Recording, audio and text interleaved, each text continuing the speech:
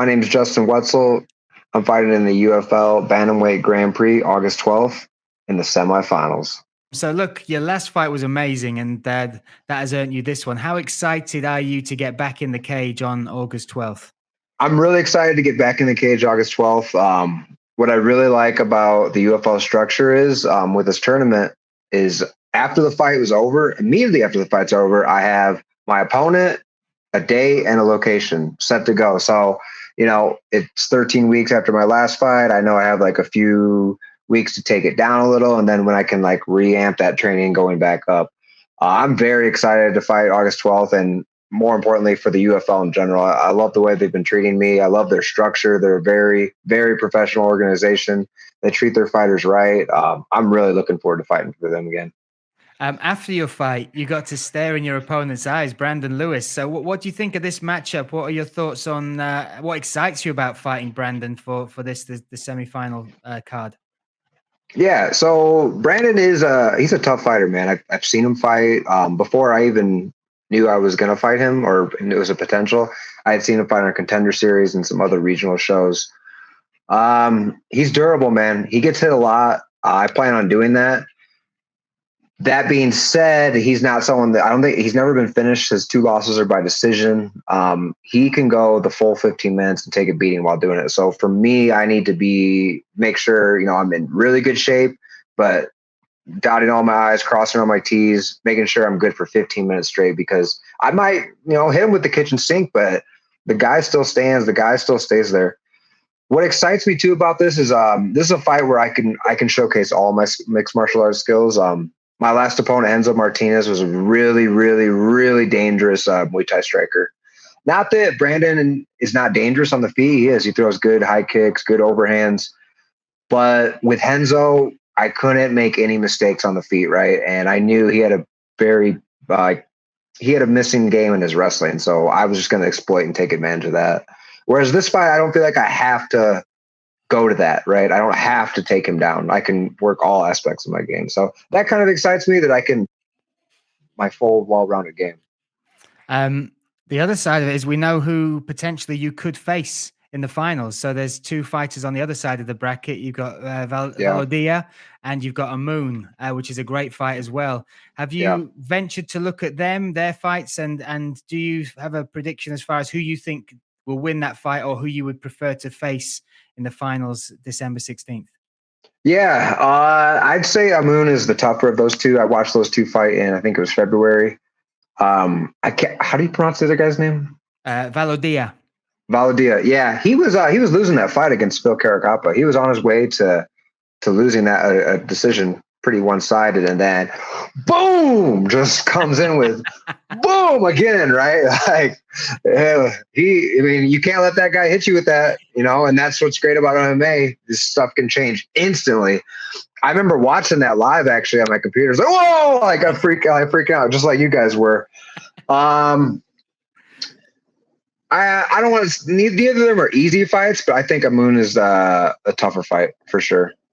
I got him going to the finals. And going to the finals will give you the chance to become the first ever, the inaugural bantamweight UFL champion, United Fight League champion. What would that mean to you to get through this tournament? Because that's the other side, right? You're beating tough competition to earn your spot there, but then to get that belt on your shoulder or around your waist. Personally, what would that mean to you?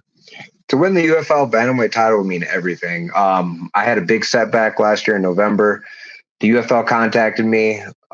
They wanted me in this tournament to bounce back after, a devastating loss and come back into this new promotion, the UFL, which has been excellent. It would mean everything. I'd be 10-2 as a pro. I'll be the first champion for this organization, which I see going a long way. I love it, man. I'd be more than willing to stay and defend my title too. I cannot. It's hard to put into words, man, but it means everything to be the first UFL bantamweight champion. That's something that the history books can't take away from me. You talk about the history books there. There's one side which will be becoming the champion. The other side that UFL are doing is obviously the benefits and the shares. That's changing the game as well. What did it feel like to receive the shares physically, to take those from Harrison Rogers to to be part of this company, not just to be a fighter, but you now have a stake in the UFL. Yeah. What does that mean to you? Yeah. So the shares and everything, it means a lot to me in the sense of I'm not fighting for the UFL. I'm fighting with the UFL, right? And it incentivizes me to kind of bring more eyes to this promotion. And that's something that's, I've been spreading the word like through social medias, in person, people I train with, like, oh, UFL, I've never heard of that. Like, yeah, it's this new promotion. So I really like that the UFL is kind of investing in its fighters and how like having us like invest back into the company, because, if the UFL is a success, fighters such as myself that have stakes in this company, that's just going to elevate our success. The other side, as well as the shares, is the healthcare, the life insurance. Yeah.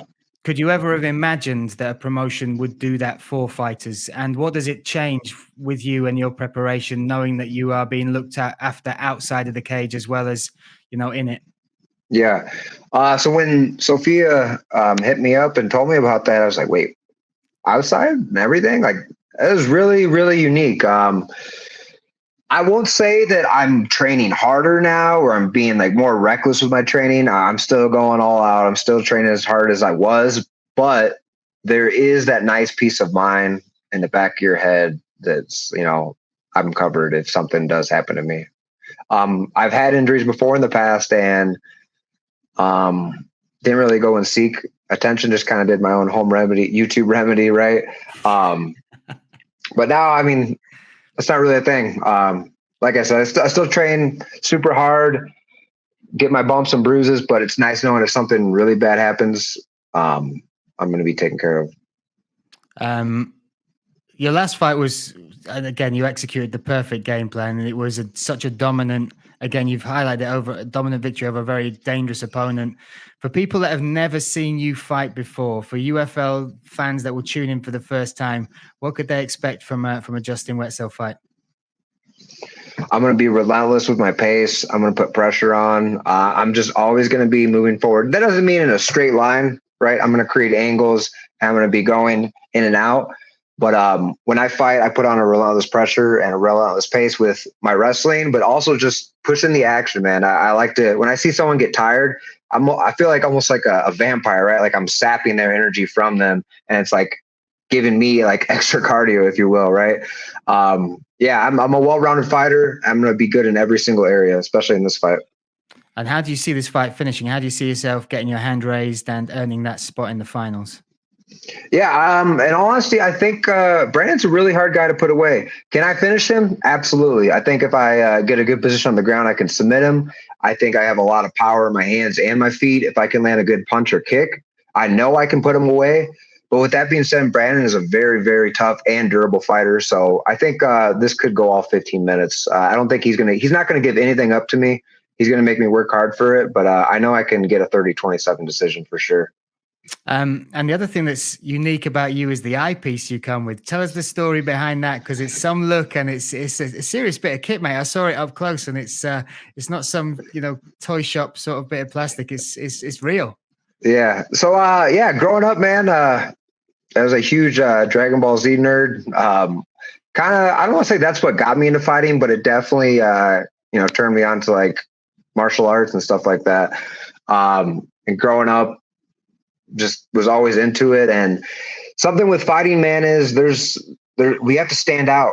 We have to stand out one way or another. So one of my first fights at 135, I was like, I'm going to wear the Scouter. I'm going to try it on, put it on. I put it on, and afterwards, when I was walking back, I had tons of people coming up to me like, that piece is so cool. So cool. So I just rolled with it, man. And the Scouter's my thing now.